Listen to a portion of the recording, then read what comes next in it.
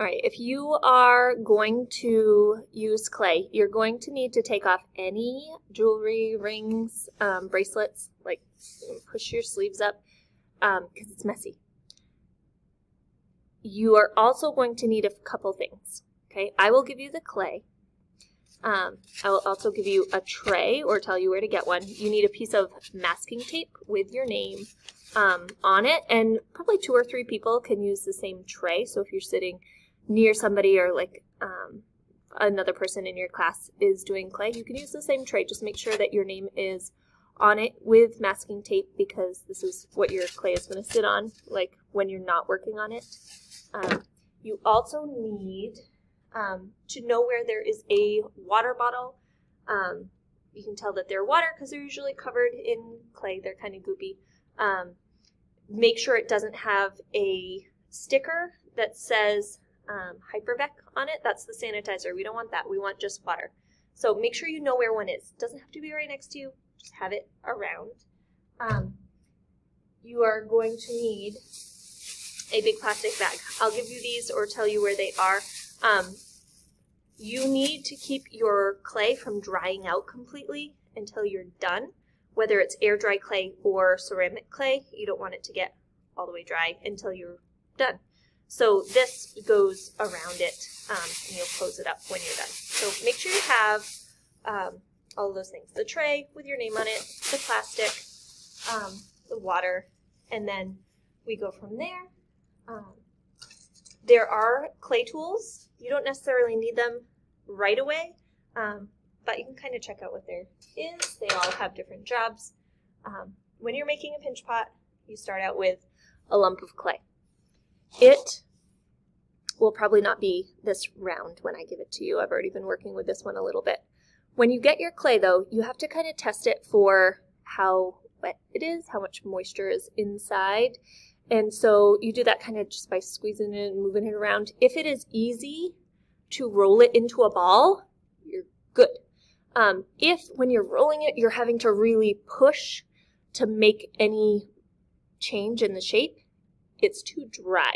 So what you do, if it's too dry, you just kind of make a hole in it by like sticking your thumb in there or using one of the clay tools to just make like a little space, and put water with the spray bottle in there. You don't want a ton, like 2 squirts at a time is plenty.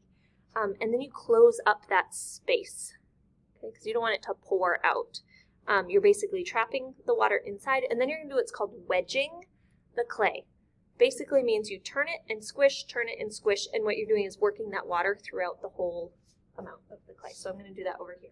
So I'm turning it sideways, squishing it. If you didn't seal it up super tight, the water is going to spill out a little bit, so just be aware that you don't want to wear your best clothes for this.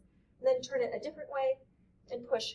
And again, this is called wedging the clay. So turn it and push, turn it and push. This is going to make the table really messy. Okay? We could do all sorts of things to cover the table, but then you'd have to clean that up anyway, so we just clean the table when we're done.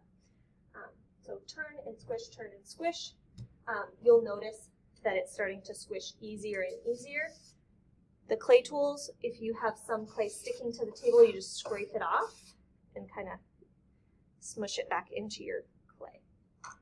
Okay, so that's pretty much as wet as I need it, because it's pretty easy to roll into a ball. So then you get it as close as you can at first, just kind of make it round-ish, and then to make a pinch pot, first you have to make a sphere, which is 3-dimensional, a ball shape. It doesn't have to be perfect, but you want it to be pretty round. Okay, and then you're going to stick your thumb into the clay.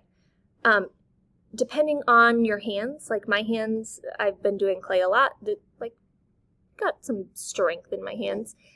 If you're pushing your thumb into the clay and it hurts because your hands are not that strong, you can do a couple different things. You can use a plastic bag and kind of wrap it around a clay tool and use that so that you're not like, hurting your thumb, or you just ask somebody else with bigger hands to get you started. once you have a hole in there, you're going to do the pinching part of pinch pot. You keep your fingers flat like a paddle, because if you curl them, you're going to end up with all those fingerprints. Lots of people have done this when they were younger, and you don't have the hand dexterity when you're younger to not curl, and then whatever you made probably had a lot of fingerprints, and you have to spend a lot of time smoothing. If you keep your fingers pretty flat, you don't have to spend as much time smoothing. So you pinch, okay, and turn, pinch and turn. Be mindful that you're not shoving your thumb through the bottom of your pinch pot. If you do, you just have to close it back up. You're going to kind of keep pinch and turn, pinch and turn, pinch and turn. And it will start looking more like those little cups at the Chinese food restaurant. Okay. Once it gets pretty big, you can actually use both hands and it moves a little faster.